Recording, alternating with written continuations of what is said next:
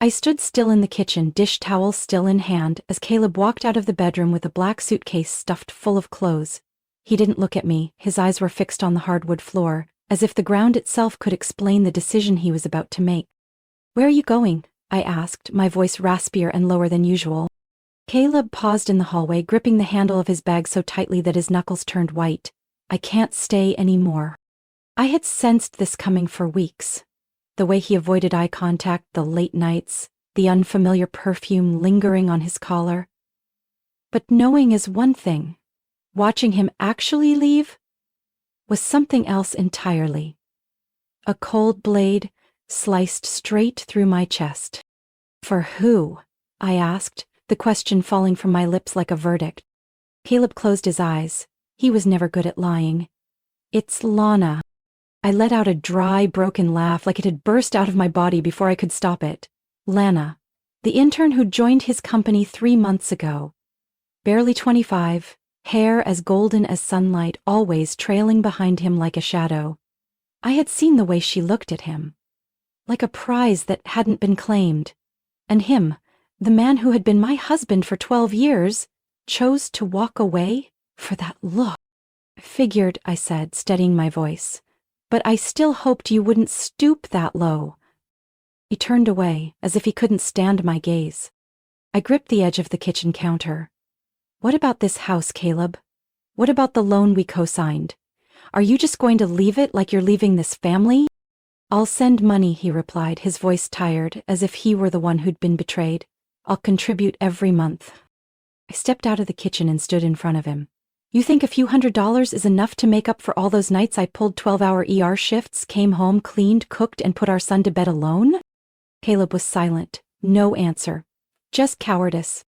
"Then go," I whispered, my throat tightening. "Take all your empty promises and walk out of our lives." He didn't say another word, just turned, opened the door, stepped out and closed it, so softly it was terrifying, as if none of it had ever happened. I stood frozen. The house was painfully silent.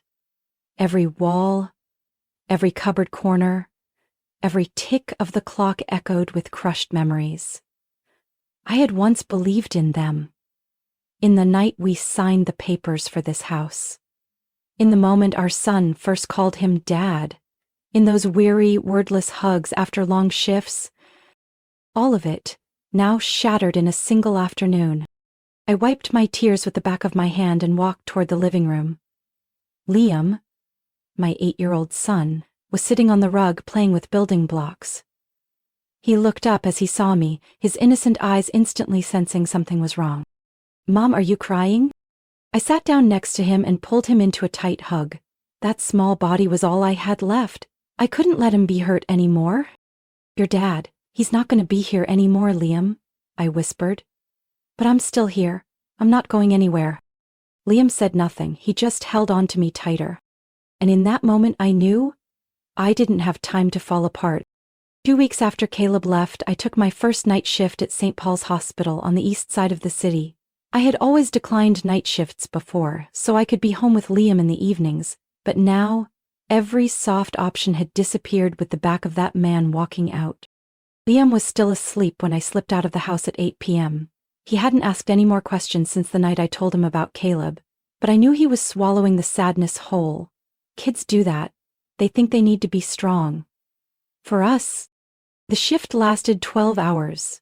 Patients came and went nonstop, call bells ringing, footsteps echoing down the halls, heart monitors beeping without end. I worked like if I stopped for even 1 second I would fall apart. Every injection, every dressing change was how I kept myself intact. The next morning I drove home through a thin mist, my body feeling like it was unraveling. But what brought me to my knees wasn't exhaustion. It was the sight in front of me. Liam sitting alone on the couch, hugging his old stuffed bear, eyes shadowed from lack of sleep. "You stayed up all night?" I asked, trying to keep my tone even. He just nodded, not looking at me. "I can't sleep when you're not here." I sat beside him and wrapped him in my arms. I didn't even have the strength to cry anymore, only a long exhale that ached all the way through my chest. The days that followed were an endless loop that drained every cell in me. 2 hours of sleep, wake up to take care of Liam, throw together a rushed lunch, grab another nap, then head back out.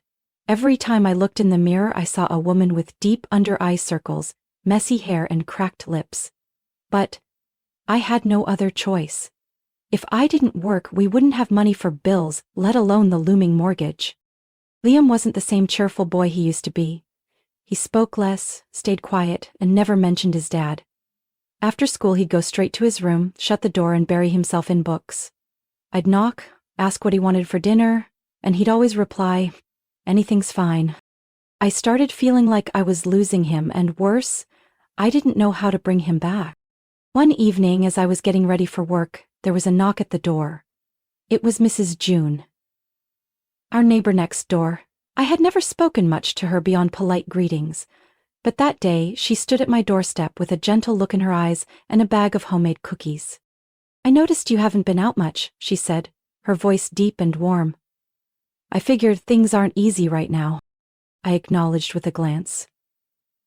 Then the truth slipped out of me. My husband left, and I'm scared I might leave myself next. Mrs. June didn't say anything. She simply set the bag on the table, made tea, and moved around my kitchen like she'd done it 100 times. "I've been where you are," she said quietly after a while. "My husband died when my boy was 6.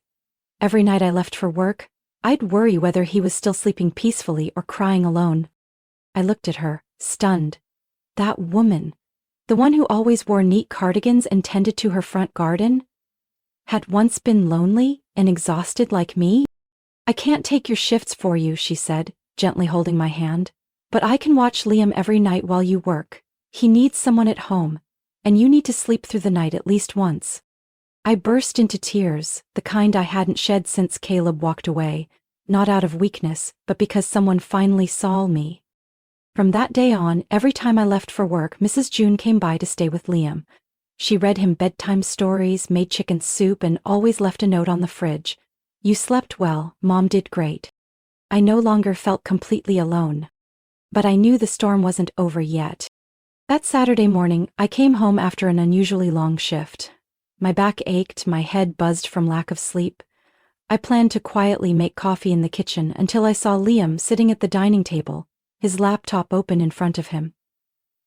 His face lit up in a way that made me pause. "Up early, huh?" I asked, trying to muster a smile. Liam looked at me, his eyes glinting with a trace of pride. "Mom, I did something to help you." I stopped, uneasy. "Help me?" He leaned forward slightly. "I sent some stuff, files from Dad's old laptop." I rushed to his side, my heart pounding. "What did you send? What did you find on his computer?" "You let me borrow his old laptop last time," Liam said, still calmly seated. "I found a folder that wasn't password protected. It had documents, spreadsheets, invoices, some contracts." I sat down, my face turning cold. "Who did you send them to?" Liam swallowed hard. "His boss, and some people whose email addresses had the word legal in them." My whole body stiffened. "Liam, why would you do that?" I asked, my voice barely above a whisper. "I kept seeing you cry. You lost weight, looked tired, stopped eating. And Dad? He was out there living it up with that woman. I just wanted him to realize how badly he wrecked our family. I thought if he lost his job, he'd understand and come back." I closed my eyes. My chest hurt, like someone had packed it full of stones. "Sweetheart, what you did might have made things much worse," I said, forcing my voice to stay calm, though I was panicking inside. "Your dad could lose everything, and you could be in trouble too." Liam lowered his head. "I just wanted you to be okay.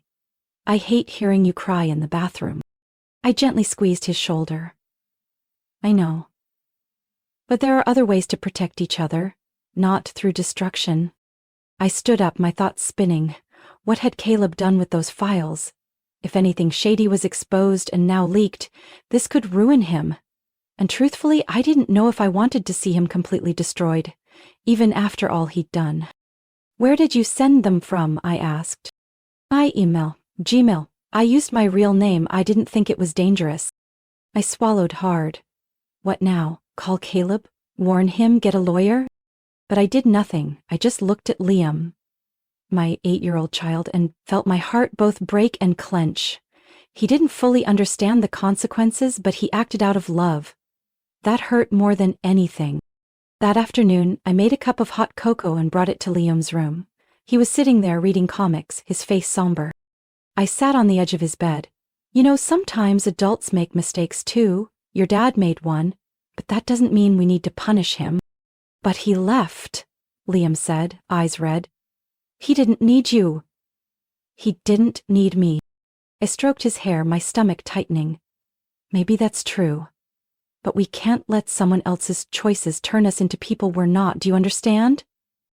He didn't answer, just gave a small, solemn nod. That night, just as I was about to lie down, my phone rang. Unknown number. I answered. On the other end was a male voice, hoarse and shaky. Abigail, it's me. It's Caleb. I gripped the phone, my heart stinging. I know, he whispered. They fired me. They said, someone leaked internal data. There's an investigation. Everything's falling apart. I said nothing. I don't know what to do anymore, Caleb continued, his voice cracking. I lost my job and she left. Lana disappeared the moment I told her I no longer had a paycheck. I sighed, not out of pity, but exhaustion from this endless, miserable loop. Why are you calling me, Caleb? I asked. Not cold, but definitely not warm. I don't know, he said. I have no one left. I looked out the window. The sun was setting behind a row of houses. Liam was in his room, the soft clatter of Legos drifting into the hallway. I didn't answer. All I could think was this.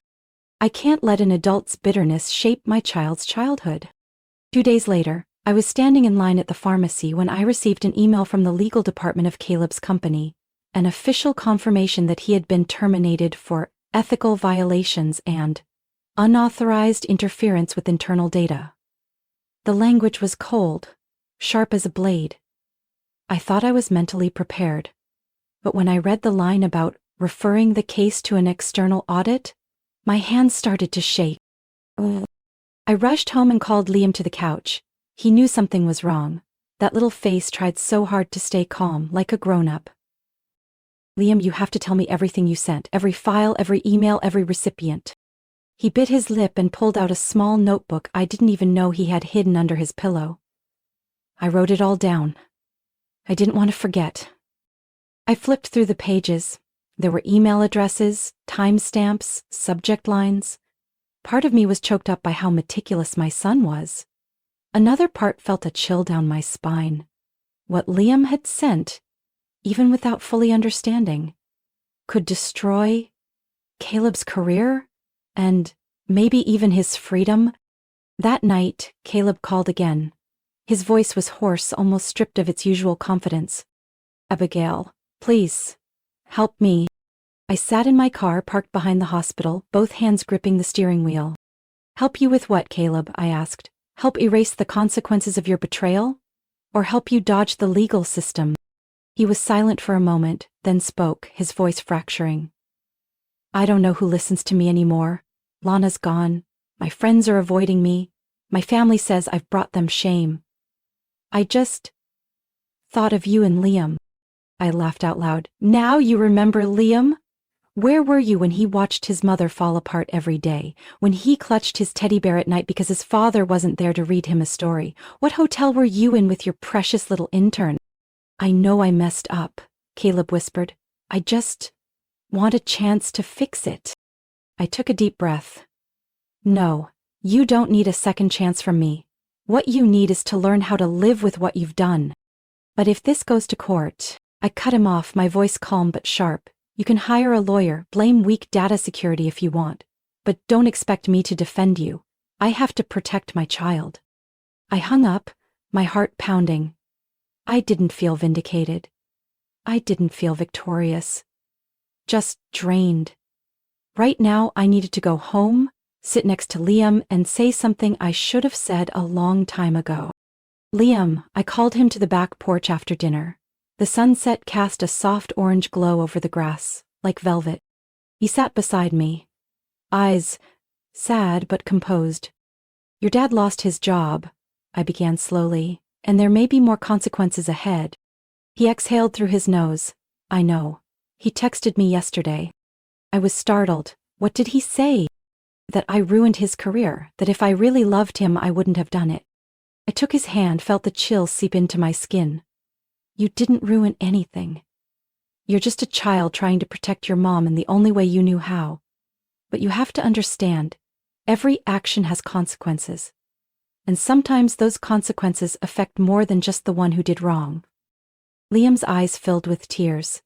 I didn't want him to go to jail, I just wanted him to see how much he hurt you. I squeezed his small hand tight. I know, but the most important thing now is that you don't carry that weight. It's not your fault when adults make bad decisions. We sat in silence for a long time, listening to the crickets hum as night slowly swallowed the sky. I didn't know what would happen to Caleb, but I knew one thing for sure. I wasn't going to let my son grow up burdened by guilt that wasn't his to bear. I started picking up extra consultation work after my regular shifts, mostly thanks to referrals from a retired physician named Dr. Chandler, who had once taught me in a community nurse training program years ago. He still kept in touch with a few elderly patients around Tacoma, people who couldn't travel far and often needed in-home care. Each night, I carried my old gray canvas bag.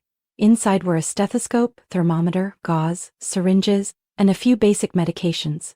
I walked through older neighborhoods on the west side of the city where there were no private clinics, and the nearest hospital was a 20-minute drive away.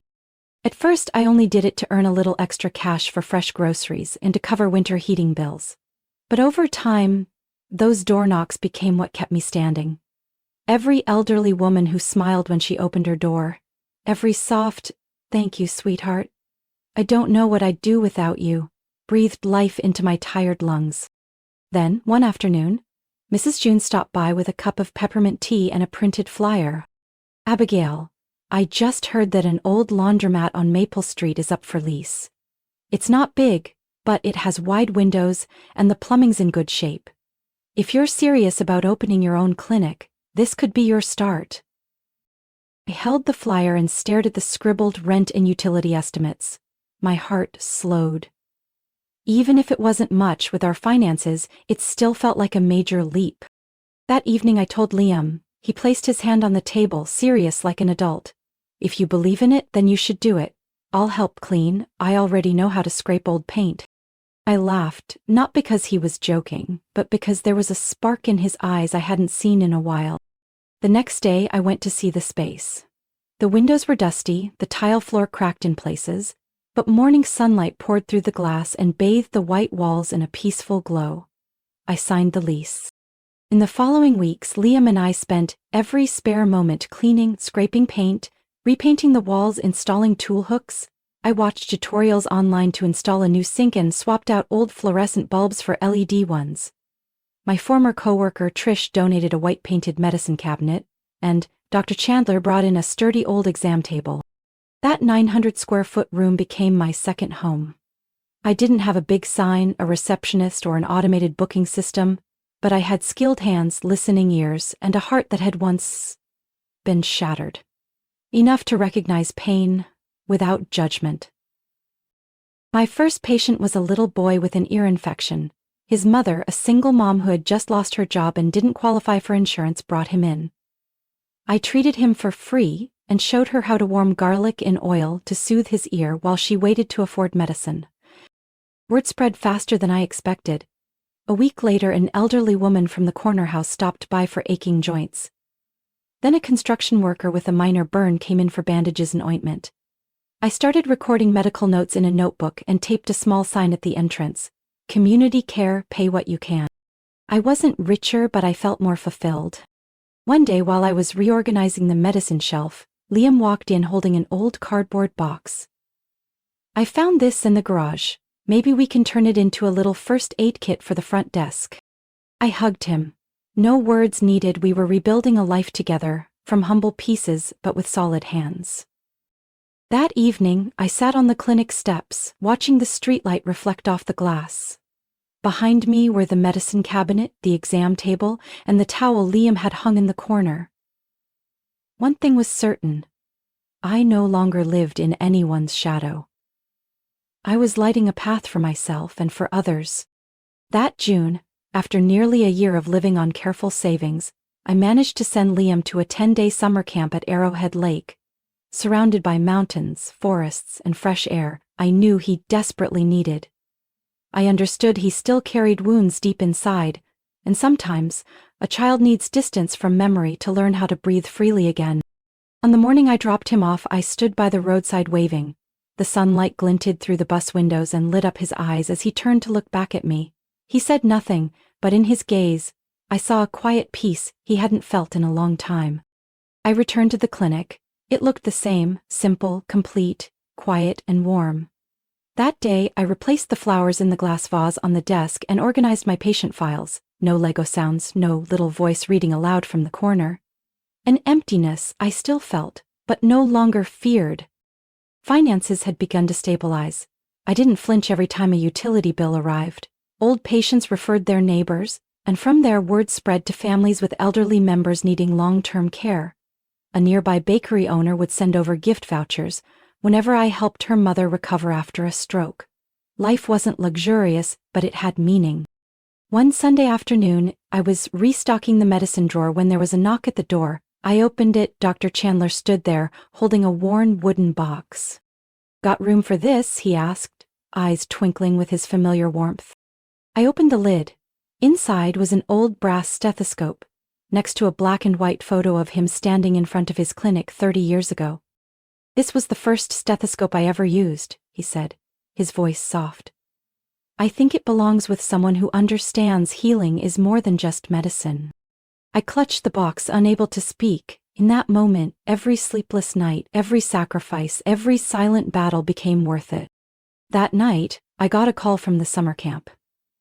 It wasn't bad news. Just Liam's counselor wanting to share that he had helped his cabin mate after a hiking injury, and even showed others how to dress the wound. "He's very mature," the teacher said, "seems to understand how and when to care, better than most kids." I went still, something tangled inside me quietly unraveling. When Liam came home, I was waiting at the gate. He ran straight into my arms, his embrace so tight I couldn't stop the tears.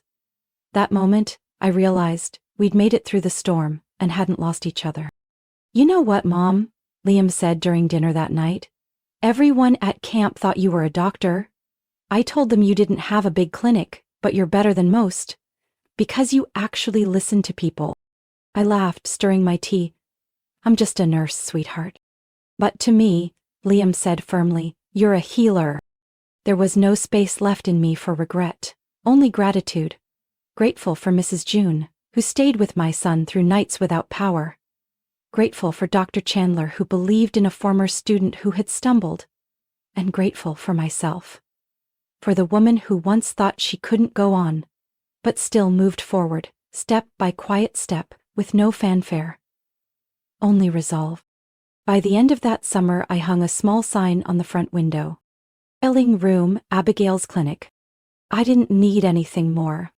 One crisp autumn afternoon, after work, I took Liam for a walk around Lakeview Park, a place we often visited on holidays or quiet days. The leaves had turned golden and blanketed the stone path. The air carried a soft chill, just enough for the two of us to huddle closer in the long wool scarf I had just knitted. We walked side by side, sharing stories from our day. Liam told me about a classmate who had learned a coin trick. I smiled, leaned in to listen, and then stopped in my tracks. On a distant bench beneath bare branches sat a man alone. His body hunched forward, hands loosely draped over his knees, his eyes blank as they stared out at the still surface of the lake. The wind swept through his thinning hair, revealing graying patches and a sunken, unmistakable face. Caleb. I recognized him instantly, not by his appearance, but by the collapse etched into every sluggish movement. The eyes that once brimmed with smugness were now empty. His clothes were wrinkled, shoes worn thin. The man who had once walked away from me, and our son with the confidence of starting a new life, now sat there like a shadow fallen out of the world. Liam saw him too. He paused, a flicker of emotion in his gaze. Caleb looked up at the sound of footsteps, and our eyes met. No defiance, not even an apology, just a faint, blurry look, as if he wasn't sure he deserved to be recognized. I held Liam's hand. His hand was bigger and warmer now, but the feeling still grounded me in a strangely peaceful way. Caleb didn't get up. He didn't say my name. He just watched, like someone behind glass looking in on the life he'd lost by his own doing. I gave a small nod. Not a greeting, not a judgment. Just a quiet gesture for a stranger who had once passed through my life and left behind an aftershock. Then I turned to Liam. Want to stop by the ice cream shop on the corner? He gave a small shrug and we kept walking. I didn't look back. I didn't need any more explanations. Because I had come far enough to understand that forgiveness doesn't mean acceptance. Forgiveness means no longer giving someone the power to drag you back to where you once broke. Caleb was part of my story. But he left, and I moved forward. My little healing room still glows every evening. People still knock, for scrapes or sometimes just a bit of advice when they're tired. I'm not a doctor, not a therapist, but I'm someone who listens, with everything I've lived and overcome. That night, as Liam and I sat on the clinic steps eating ice cream, he looked up and asked, "Are you still mad at Dad?" I paused for a moment and said, "No, I'm not mad. I haven't forgotten either. But I don't want to hold on to anything that hurts me anymore." He lowered his gaze slightly, as if understanding what his 8-year-old self couldn't quite put into words. He leaned his head on my shoulder. Nothing else needed to be said. The breeze carried the scent of cinnamon from the coffee shop down the street. The yellow streetlights cast soft glows on the pavement. I watched the people passing by and felt a strange, light ease inside me. I was no longer the woman left behind. I was the one who chose to move forward. My story didn't begin in strength, it began in pieces. But betrayal and pain taught me how to rise, not for anyone else, but for myself and my son. I wasn't seeking revenge, and I wasn't living for anyone's regret. I was living to heal others and myself. In real life, the most valuable thing isn't a perfect family. It's the courage to walk away from what breaks you and begin again with what's left. What do you think about Abigail's journey and her choice when facing the past? Share your thoughts in the comments below. And don't forget to follow the channel for more meaningful stories about life and family.